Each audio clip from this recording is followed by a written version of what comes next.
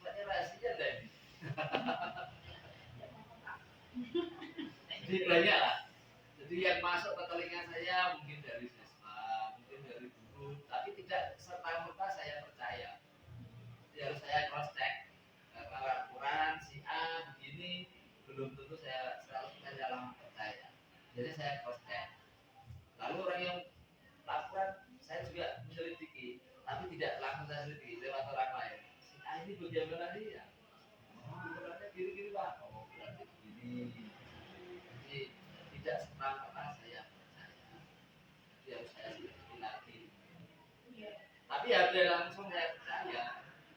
Ya, saya percaya karena mungkin informasinya akurat. Dan itu biasanya saya agak lama. Jadi saya biasanya agak lama karena butuh data banyak dan kuat. Kecuali kalau kasus-kasus yang perlu segera ditangani artinya kalau terlalu lama nanti biasanya ya agak cepat. Dan kalau yang super sensitif itu agak lama. Saya butuh data yang akurat. Itu aja cara saya. Dan itu biasanya ya tetap saya undang di tempat saya pakai undangan resmi. Kalau lewat wakil biasanya itu kurang tegas gitu loh. Lewat surat resmi Pak Bidang begitu. Rasanya tidak dasar. Biasanya tetap selesai. Dan saya tidak memendam lah kalau orang ini kok begini lalu saya sakit hati tidak. Contohnya kalau saya tidak sakit hati, jadi nanti kalau ingin Pak jadi pimpinan jangan mudah sakit hati karena menghadapi orang banyak sekali itu macam-macam karakternya. Jadi kalau saya kok sampai ya yang dulu ada yang sampai dilaporkan itu ya guru tapi saya tidak sakit hati, tidak apa-apa. Terus saya sampaikan di rapat-rapat, silakan biasa agak kasar ke saya, paling saya tertawakan. Tidak saya kurang lebih. Tapi kesadaran diri dan kesadaran sosialnya sangat tinggi sekali. Kita tahu saya kalau teorinya. Iya. Kesadaran tinggi dan sosialnya tinggi banget nih Pak. Wow, mantap nih.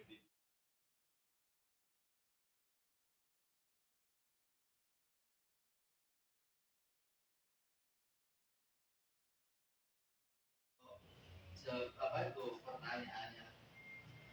Kalau sifat kasuistis ya paling tidak yang pertama saya minta masukan dari staf pimpinan, wakil bidang kurikulum, wakil bidang sarana prasarana, wakil bidang kesiswaan untuk saya ajak berbicara bersama. Jadi sifatnya terbatas dalam kasus belum sampai floor semua orang tahu. Jadi staf pimpinan yang saja berpikir saya minta masukannya nanti kita ambil suatu konklusi keputusan.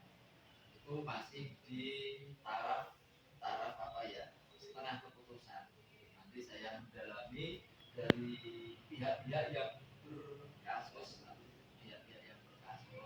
jadi saya mintai keterangannya bagaimana menurut pandangan pribadinya, karena sifatnya yang bertentangan kan menurut pandangan pribadi, menurut si A benar, menurut pendapatnya. Nanti yang B saya panggil lagi versinya, pendapatnya sudah benar.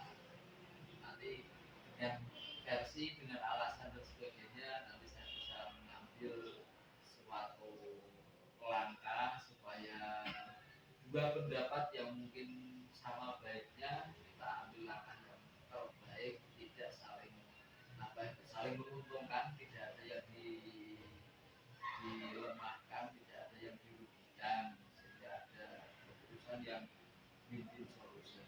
Biasanya kalau saya di sini itu paling tidak kalau tidak saya tembak langsung pada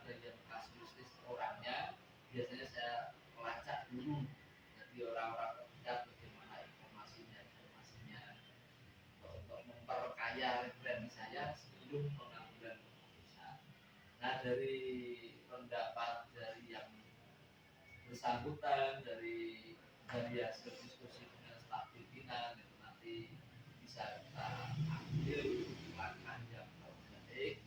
Semoga yang saya ambil selama ini di sini yang terbaik, yang terbaik, dan itu demi kemajuan sekolah. Jadi titik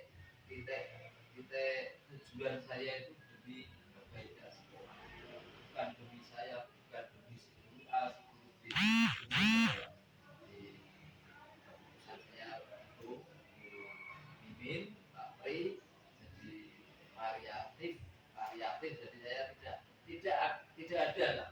Kalau ada yang kasuistis pertentangan antara pendapat A pendapat B, tidak ada. Saya melihat ini pendapatnya si ini karena tidak ada saya itu ketidakseimbangan. Jadi saya ambil jalan tengah. Jadi saya senang si A, saya senang B, tidak ada. Jadi dua-duanya saya hargai, saya mengerti. Tidak. Semoga selama saya di sini tidak muncul orang-orang yang merasa dirugikan. Jadi tujuan saya di kemajuan sosial. Jadi kalau memang sangat berat, biasanya saya konsultasi secara kedinasan ke atasan, itu juga melakukan tidak keputusan intern di sekolah. Kalau menyangkut kepegawaian ya saya harus konsultasi ke kepegawaian. Kalau masalah kedinasan misalnya tentang pembelajaran, tentang apa ini sarana prasarana, mungkin kan kita punya organisasi di tingkatan KKS. Tapi itu kan keputusan suatu kebersamaan supaya sama gitu. Tapi kalau di tingkat sekolah biasanya itu kan selain kita bersama-sama juga butuh kreativitas individual. Jadi bagaimana misalkan bergantung pada apa ya, kompetensi seorang kepala sekolah dalam mengambil keputusan. Jadi suatu keputusan, suatu kebijakan itu kan suatu seni. Setiap orang punya gaya sendiri-sendiri.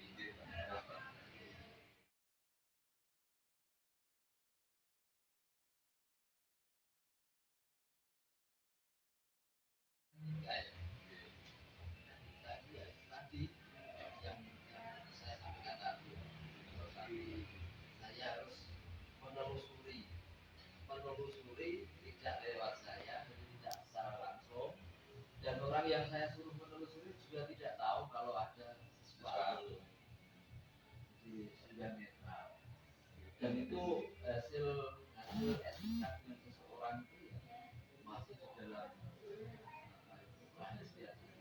Ya, itu yang tahu. Jadi teman-teman bapak ibu ini kelihatannya ya ada yang etikanya kurang baik, tapi tidak tahu gitu ya.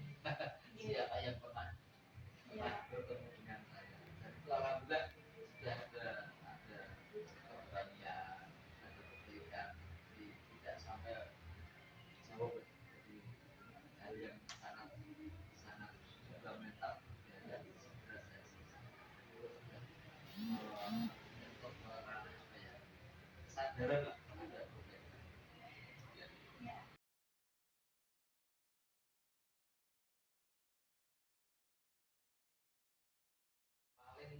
Yang paling susah itu ya banyak bersifat privasi, misalnya masalah keluarga. Misalnya ada orang yang apa mungkin pegawai yang info itu kan sulit, saya harus masuk ke ranah dia kan sulit kalau tidak ada laporan dari salah satu pihak, suami atau istri.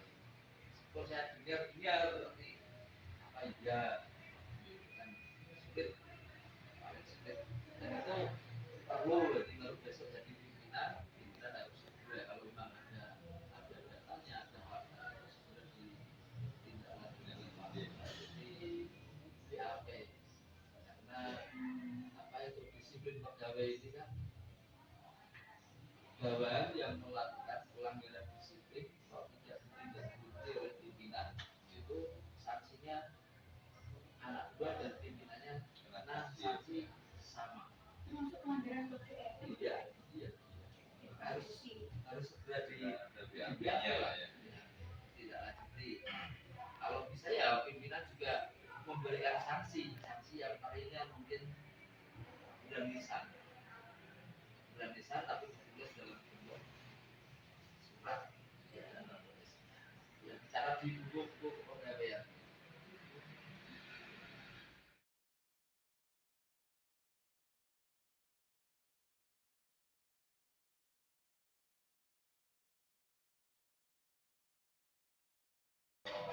Mekanismenya kalau hukumannya demikian, tetapi saya langsung menyelesaikan yang saya beri adalah sebenarnya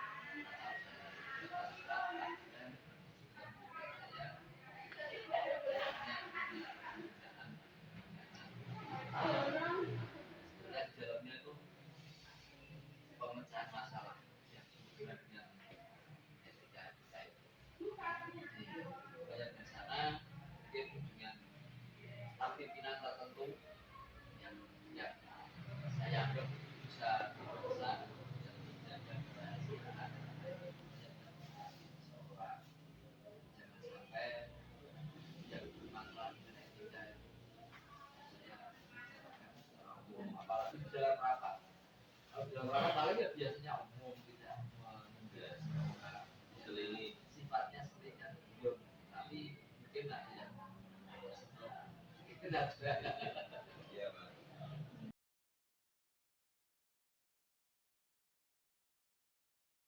Jadi secara ujungnya saya, tapi orang yang saya minta tolong tidak tahu kalau supaya informasi permasalahan. Tolong saya carikan ini informasi ini, tidak tahu ada masalah apa, tidak tahu. Jadi saya memanfaatkan orang, tapi orang itu tidak tahu, tidak sadar ya Pak. Fungsinya untuk apa.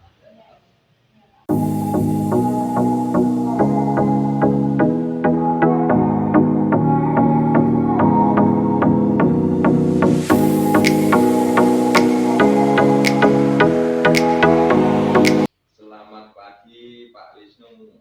Selamat pagi Pak Pri. Ya, bagaimana kabarnya Pak? Ini luar biasa. Alhamdulillah Pak Wisnu.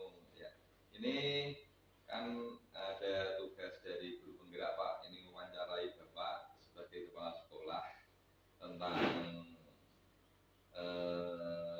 kebijakan di dalam pengambilan keputusan. Kabar Pak Wisnu hari ini gimana? Luar biasa. Luar biasa, sip sama Pak. Semoga dengan kabar luar biasa bisa menjadikan Pak Wisnu semakin termotivasi mengemban tugas negara. Amin. Ya, ini Pak ada beberapa pertanyaan yang harus saya sampaikan ke Pak Wisnu ya. Yang pertama adalah ini Pak, selama ini bagaimana Pak Wisnu ini mengidentifikasi kasus-kasus dan merupakan dilema etika atau rujukan moral? Cara mengidentifikasinya Pak. Yang pertama buat saya itu kita harus langsung turun. Jadi langsung turun ke yang bersangkutan. Ibaratnya seperti ini. Contoh kasus ada seorang anak dia dibully. Nah, sekarang kan seperti itu ya. Dibully. Nah, kita lihat kenapa dia sampai dibully, kita lihat latar belakangnya. Walaupun memang tidak simpel sebenarnya untuk mengatasi hal tersebut, tapi kita memang harus melakukannya karena kita ngambil contoh, bukan ngambil contoh, kita harus tahu penyebabnya, akarnya, kemudian setelah itu kita melihat masalahnya, kenapa dia sampai dibully seperti itu. Jadi waktu kita mengambil keputusan yang bersifat etika dan moral itu tidak saling menyakiti. Jadi satu sisi yang dibully itu dia tidak merasa semakin dipojokkan, tetapi yang membuli tidak menjadi anak yang akhirnya terbuli juga. Jadi kita mengambil jalan tengah yang akhirnya keputusannya baik untuk kedua sisi. Ya, seperti itu. Ya, baik Pak. Ini jadi biar tidak menimbulkan di hati dia anak tidak sakit ya Pak ya. Betul. Ya betul. Ini selanjutnya Pak. Selama ini bagaimana Bapak menjalankan mengambil keputusan di sekolah, terutama kalau ada kasus sama-sama benarnya Pak? Ya, memang kalau hal itu masuknya ke ranahnya itu kan ya namanya manusia ya Mas ya. Iya. Jadi dia berpegang teguh sama merasa benarnya. Nah kalau itu sama juga seperti yang pertama tadi, untuk mengambil keputusan ini yang jelas bukan saya saja yang saya ikutkan, tapi satu guru juga itu saya jadikan acuan. Kemudian karena saya juga punya komite, komite ini kalau buat saya adalah rekan kerja kita. Jadi salah satu yang membangun hubungan dengan masyarakat. Nah kita kalau mengambil keputusan seperti itu sama juga 50-50, harus saling menguntungkan, misalnya seperti itu. Ya, win-win solution. Win-win solution. Iya, sip, bagus Pak Wisnu ya. Ini selanjutnya Pak, langkah-langkah atau prosedur seperti apa yang bisa Bapak lakukan selama ini? Maksudnya Langkah-langkah dalam mengambil keputusan itu tadi Pak, yang lewat komite dan sebagainya tadi loh Pak. Langkah-langkah yang pertama, saya harus bisa menganalisis untuk permasalahannya itu tingkatannya bagaimana. Maksudnya tingkatan itu masalah ini itu menyangkut banyak orang, pribadi, atau yang bersangkutan sendiri dengan orang lain. Setelah itu, setelah saya analisis, kemudian saya evaluasi. Nah, evaluasi ini juga saya lakukan dengan rekan guru, komite, dan lingkungan sekolah. Lingkungan sekolah ini juga siswa berperan juga, orang tua. Jadi komite ini akhirnya menjadi corong buat siswa, orang tua. Jadi semua unsur di sekolah ini saya jadikan sebagai prosedur. Ya, bagus sekali ini Pak yang sudah dilakukan oleh Pak Wisnu. Baik Pak, ini dari penjelasan tadi Pak, hal-hal apa saja yang Bapak anggap paling efektif Pak untuk mengambil keputusan? Di antara beberapa hal tadi Pak, yang paling efektif mengambil keputusan seperti hal apa Pak? Yang paling efektif untuk pengambilan keputusan ini sebenarnya dari pribadi masing-masing. Karena mereka mempunyai masalah itu sebenarnya ditimbulkan dari pribadi mereka. Jadi yang bisa menyelesaikan masalah sebenarnya mereka sendiri. Nah, kita cuma sebagai orang yang istilahnya bahasanya itu ngongkori gitu. Jadi akhirnya nanti keputusannya ke mereka. Nah, kita yang meluruskan. Jadi efektifnya ya yang bersangkutan. Ya, bagus Pak. Berarti ini dari pribadi masing-masing Pak ya. Ya, ini yang kelima Pak. Hal-hal apa saja yang selama ini merupakan tantangan Pak dalam mengambil keputusan itu Pak? Banyak sekali Pak. Kalau kita dilihat dari tantangannya, satu dari pribadi mereka masing-masing. Yang kedua dari teman atau rekan mereka. Kan pasti mereka ada rekan yang istilahnya menjadi teman akrab mereka. Itu terkadang bisa menjadi dua blok. Nah, itu kemudian dari lingkungan. Kadang lingkungan seperti di sekolah ini berbeda dengan lingkungan saya sebelum saya di sekolah ini. Nah, saya harus bisa bagaimana caranya saya harus bisa menjadi bagian dari lingkungan ini. Nah, itu juga salah satu kesulitan. Ya, betul Pak.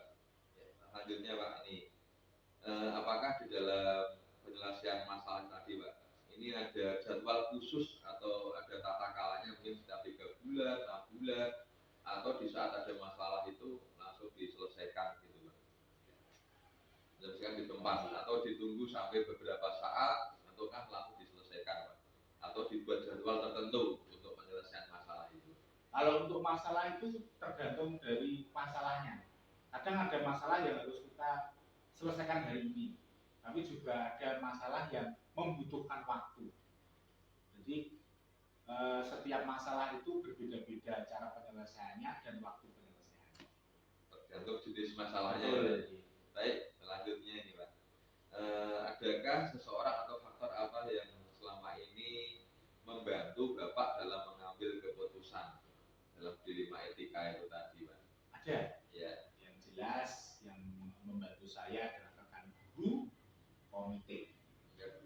Ya, karena rekan guru itu sebagai teman sekerja saya, komite saya artikan sebagai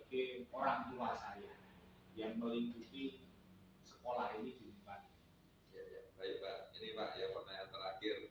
Dari semua hal yang telah disampaikan tadi, pembelajaran apa yang bisa dipetik dalam pengambilan keputusan ini Pak? Dari yang semuanya ini yang bisa dipetik adalah kita harus selalu berhati-hati dalam menjalankan segala hal. Karena sesuatu hal yang berbau etika itu tidak bisa dipandang sepele. Karena satu sisi etika membenarkan, satu sisi etika menyalahkan. Jadi kita harus bisa pandai-pandai kita berjalan. Ya Pak, terima kasih atas pembicaraannya Pak pada pagi hari ini. Sama-sama. Semoga apa yang sudah dicitakan Pak Wisnu beserta rekan-rekan guru dan komite dapat berkah sehingga dapat menuntun siswa menjadi siswa yang merdeka. Terima kasih. Ya, ya Pak, selamat pagi.